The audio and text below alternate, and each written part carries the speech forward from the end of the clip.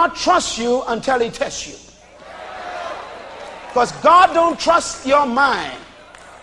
He saved your soul, but your mind ain't no good. And it's not as a man believeth, so is he. It's how a man thinketh, so is he. So God got to change your thinking so that your behavior could change. The Bible says, be ye transformed by the renewing of your mind. And transform means what? Change. That means if your mind ain't changed, you still ain't changed. I don't care how you shout and dance and preach and speak in tongues. If your mind ain't changed, you still ain't transformed. And God will take you in the wilderness, and everybody here has to go. Oh, hear me. I don't care who you are. God will take you through the wilderness because he won't trust you until you make it. I don't care how great your vision is, or how awesome your purpose is, or how much big things you want to do in life. God won't let you start until you go through the wilderness. Now, what's in the wilderness? He says he took him there to test him. There are 3 tests you must pass before God trusts you with freedom. Write them down. First test is a test of appetites. You got to pass that test. You got to test your appetites. God will check to see if your appetites are under control. All of them. Your sexual appetites. Well, some folks want to preach with their mouths and can't keep their zip up. They can't.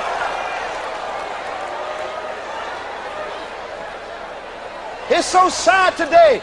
We got men and women of God rushing into the ministry, can't wait to start a church, and they haven't put their loins under control yet.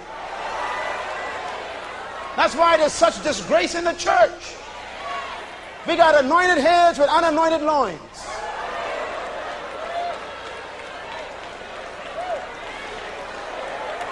Oh, come on, clap your hands, somebody, if you understand what I'm talking about. We need to be changed. Our minds need to change. God will test your appetites for food, for control of your appetite. And that's the first test Jesus had to pass. Appetites under control. And he passed it. The second test you must pass, you're going to like this one, is the test for power. God will test you to see if you want power. Going after power and control. A lot of people are in the ministry for the wrong reason. Some folks want to carry the pastor's Bible for the wrong reason. Oh yeah, I know they're there. Yeah, you got folks who will do anything to get a little position. God will test you. Brother, when you don't want the position, God will give it to you. Right where you are, work hard. Do the best you can. Don't look for promotion. It'll come from the Lord. The devil said to Jesus, come on this pinnacle and jump down, and you'll make yourself famous. You see, if you're still looking for fame, you ain't got the right spirit. Some folks rush into the ministry because of the big break. Lord help us. We got some talented people here. I mean, you could sing, you could play piano, you could play a saxophone or something. And here comes a guy who heard you play, and he says, look, I want to put you in the studio, man. You're pretty good. Yeah. And you say, yeah, this is your big break. Yeah, my big break. Yeah. Now listen, we don't want you to mention Jesus when you sing, though. Now we'll give you $200,000. We'll pay for everything for you, but just don't mention Jesus, okay? This is your big break. We'll promote you in the secular market. We'll put you on MTV. We'll fix you. You just remember, don't mention Jesus, and everything gonna be all right. Time for your big break now. Then you got the other side.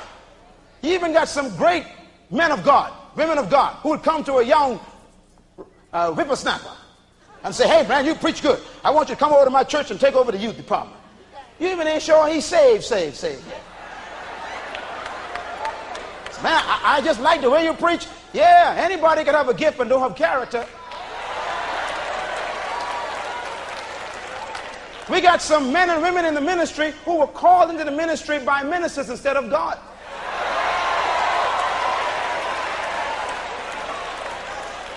This stuff got to stop now. Nothing in the world is worse than artificial growth. Come on, somebody. Artificial growth. They take those hormones and put in those chicken eggs. Chickens grow overnight, full of hormones, fat and plump, and make you sick and get cancer. And we got some saints like that. All of a sudden, out of nowhere they come. Didn't have a chance to be tested or tried or go through any tribulation. And all of a sudden they put a sign over a door front saying they got a church. Brother, you got to run your home first. Pastor your children first. Pastor your wife first. Pastor your neighborhood first. Then try and pastor the neighborhood.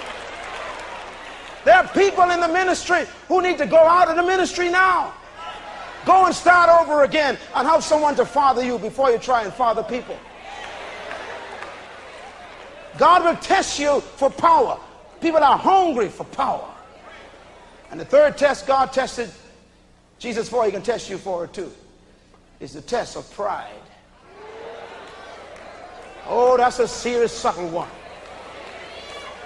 So if you bow down and worship me, I'll give you all the glory and the splendor and all the authority and influence of this city. I'll give you all this you see. If you just worship me, and you can be in the pride of life, and you will be somebody, and I'll make you important. Boy, what a tempting thing. And that's in the church. May God forgive us. But God going to take you through the wilderness before he brings you into freedom. And can I suggest that when you pass the test in the wilderness, he will take you across Jordan. God will not trust you until he tests you.